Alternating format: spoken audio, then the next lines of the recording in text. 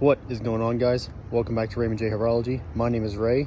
Today we're going to be taking a look at my Orient Ray Raven 2 because we need to talk about Orient. That looks great, doesn't it? Man, that watch is beautiful. Oh, heck yeah.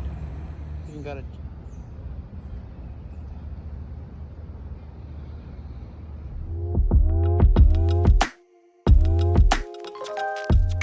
Alright guys, welcome back. Well, we got Mr. Edward here. This is my watch knight. He likes to hold things for me, and hey Edward, it looks like you're kind of struggling a little bit. You know, you good down there, pal? You having a good time? Please, my lord, please release me from this earthly prison.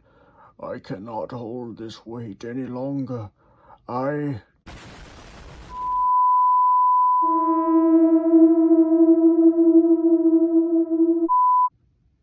Alright, we're going to get back to the video with a little bit less nonsense. Mr. Edward is having a lot of technical difficulties, so we're just going to fly solo.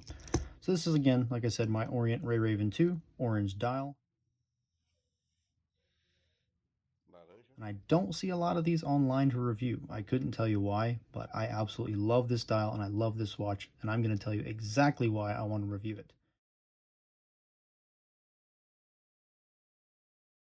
First of all, is going to be the price point. This is $150. This is a 200-meter water resist dive watch with a screw-down crown, screw-down case back, in-house movement, and an amazing looking bracelet, an amazing looking bezel.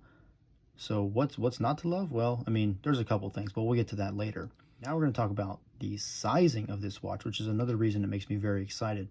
This is a 41.5 millimeter case with a 46 millimeter lug to lug. And we're looking at probably somewhere in the realm of 12.5 millimeters thick. And there's no dome on that crystal. So it's a very, very flat wearing watch, and it just absolutely glides over my wrist, and it fits like a piece of me, which is what I love, especially in a tool dive watch. Now, again, this is an in-house movement. This is a day-date complication from Orient.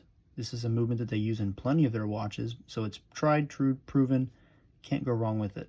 Now, as you look at the case here, you can see that it is high polish all the way around, and I'm not a super fan of high polish, but it just works with this watch specifically. I think because of the dial color, I think that's why it doesn't bother me, because this is just absolutely in your face. I am a bright, shining dive watch. Get over yourself. So again, that is some of the reasons that I love this watch. And again, like I said, this bracelet is absolutely beautiful. This matte finish on this here bezel, just absolutely awesome. The lume on this watch is absolutely great. I have no complaints, except two.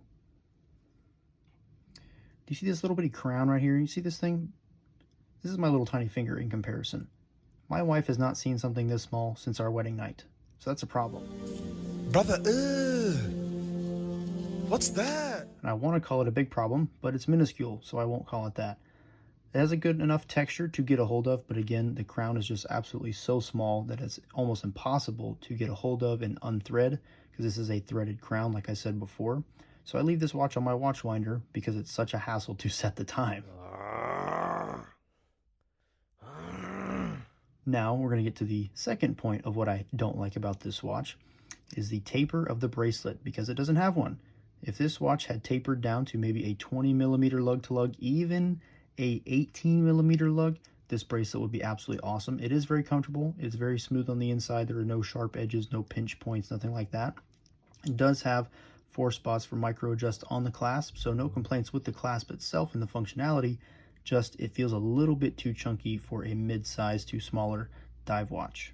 Alright, now here's a lume comparison versus my Seiko 5 Sports. And as I've said before in a couple videos, I think Orient is going to be the new Seiko, because Seiko is producing much less quality and less features for a lot more money than Orient. Alright, now we got it on my wrist, and we're going to keep talking about the positives of this wonderful thing. One of them is going to be this bezel. Let's just take a listen here. Oh, heck yeah. Oh, heck yeah. Spicy meat. Yeah, boy. Just does something to me. It makes me tingle in a manly way, in a really good manly way. There we go. All right, now coming to the point of the video where I'm actually going to rate this watch. I've never done this on my channel before, but I'm going to give this 4.0 out of 5 stars, just everything included. Just a great package for $150. And again, that is retail, so you can get these cheaper like I did on eBay or Chrono24, Joma Shop. You know, you can find some great discounts on those websites for these types of watches. They have great value that you can get out of them. I would say this is probably the best automatic dive watch that you can get under $150. And until somebody gives me a watch that can change my mind, I will not say otherwise, because I have absolutely fallen in love with this thing. I've owned it for just about 2 years, and it has been with me every step of the way. Never had any major issues other than, like I said, the crown and the clasp. But those are such small things in comparison to the whole watch. I can't really be upset about it. So I hope you guys enjoyed this, and I'll see you next time.